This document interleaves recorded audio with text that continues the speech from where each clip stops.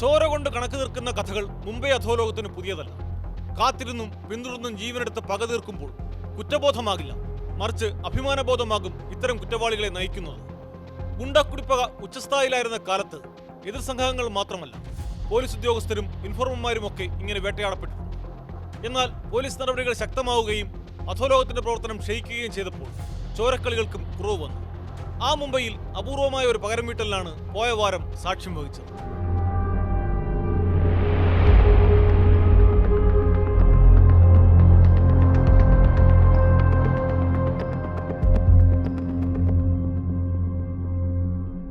നീണ്ട 27 വർഷങ്ങൾക്കിപ്പുറമുള്ള ഒരു പകവീട്ടൽ. അത് ചെയ്തതാകട്ടെ ആദ്യ സംഭവം നടക്കുമ്പോൾ വെറും 2 വയസ്സ് മാത്രമുണ്ടായിരുന്ന ഒരു കുട്ടി. തനിക്ക് തിരിച്ചറിവില്ലാത്ത കാലത്തുണ്ടായ ആ സംഭവം ഉറ്റവരിൽ നിന്നും ബാല്യം മുതൽ അവൻ കേട്ടറിഞ്ഞു. കുടുംബത്തിനെ ആകെ കണ്ണീരിലാക്കി തന്റെ അമ്മാവനെ കൊലപ്പെടുത്തിയവരോടുള്ള വൈരാഗ്യം അവനിലും നിറഞ്ഞു. അന്ന് ഉള്ളിലൂറി കൂടിയ പക ഓരോ ദിവസവും അവനിൽ വർദ്ധിച്ചതേയുള്ളൂ. ഒടുവിൽ 29-ാം വയസ്സിൽ അവൻ പകരം വീട്ടിയപ്പോൾ അത് മുംബൈയിലെ ചോരക്കളികളുടെ പുതിയ അധ്യായമായി.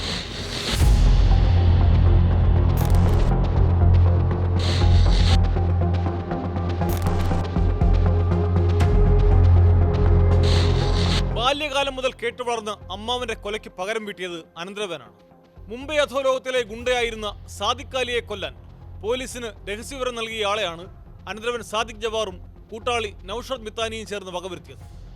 കൊല്ലപ്പെട്ടത് 78-കാരനായ ഇക്ബാൽ ഇബ്രാഹിം സെലിയ. ഈ മാസം 20-ന് വൈകിട്ട് 6:45 സെലിയയുടെ ഭാര്യയും മകനും പുറത്തുപോയപ്പോൾ ജവാറും മിതാനിയും വീട്ടിൽ കയറി.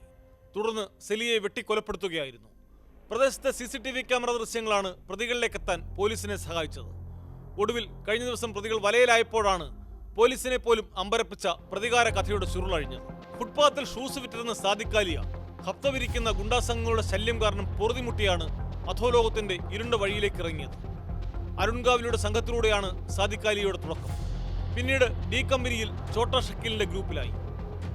90കളുടെ പകുതിയോടെയാണ് സാദിഖ് അലിയ ഏറെ കുപ്രസിദ്ധി നേടിയത്.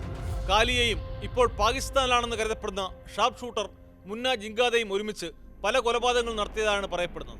മുംബൈ പോലീസിലെ എൻകൗണ്ടർ സ്പെഷ്യലിസ്റ്റ് ആയിരുന്ന ദയാനായകന്റെ നേതൃത്വത്തിലുള്ള സംഘം അധോലോക കുറ്റവാളികളെ വകവരുത്താൻ തുനിഞ്ഞിറങ്ങിയ കാലമായിരുന്നു അത്. കാലിയയുടെ നീക്കങ്ങളെക്കുറിച്ച് സെലിയ നൽകിയ വിവരമനുസരിച്ചാണ് ഏറ്റുമുട്ടലിനായി മുംബൈ പോലീസ് വലവിരിച്ചത്. പ്രമുഖനായ ഒരു രാഷ്ട്രീയ നേതാവിനെ കൊലപ്പെടുത്താനുള്ള പദ്ധതിയുമായി എത്തിയ കാലിയെ പോലീസ് വളഞ്ഞു.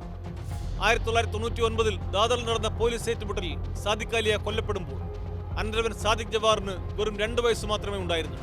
അന്നു മുതൽ ആ ഏറ്റുമുട്ടൽ കൊലയുടെ നിഴലിലാണ് ജവാർ വളർന്നത്.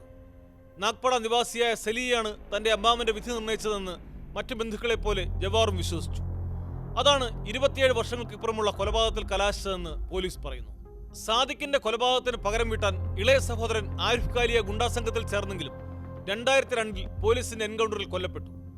സാദിഖിന്റെ ഓർമ്മയ്ക്കായാണ് അതേ പേര് കുടുംബം അനന്തരവൻ സാദിഖ് ജവാറിന് നൽകിയത്. 20-ലേറെ തവണ വെട്ടിയും കുത്തിയുമാണ് സെലിയെ ജവാറും കൂട്ടാളിയും കൊന്നത്. സെലിയയുടെ ഭാര്യയും മകനും വീട്ടിൽ തിരിച്ചെത്തിയപ്പോൾ രക്തത്തിൽ കുളിച്ചുടക്കുന്ന നിലയിലായിരുന്നു മൃതദേഹം. 4 ദിവസങ്ങൾക്ക് ശേഷം മുംബൈ ക്രൈംബ്രാഞ്ച് കൊലയാളികളായ ജവാറിനെയും കൂട്ടാളിയായ നൌഷാദ് മിതാനിയെയും നാഗപ്പൂരിൽ നിന്നാണ് അറസ്റ്റ് ചെയ്തത്. പോലീസിന്റെ ചോദ്യം ചെയ്യലിലാണ് അമ്മാവന്റെ കൊലയ്ക്ക് പകരം വീട്ടുകയായിരുന്ന് ജവാർ പറഞ്ഞത്. അതേസമയം സാമ്പത്തിക തർക്കമാണ് കൊലയ്ക്ക് പിന്നിലെന്നാണ് സെലിയയുടെ കുടുംബം പറയുന്നത്.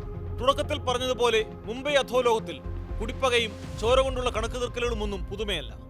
എന്നാൽ 2-ാം വയസ്സ് മുതൽ കേട്ടുവളർന്ന കൊലയ്ക്ക് 27 വർഷങ്ങൾക്കിപ്പുറമുള്ള ഒരു പകരം വീട്ടിലാണ് നടന്നതെങ്കിൽ അത് കേട്ടുകഴിവില്ലാത്ത കാര്യമാണ്.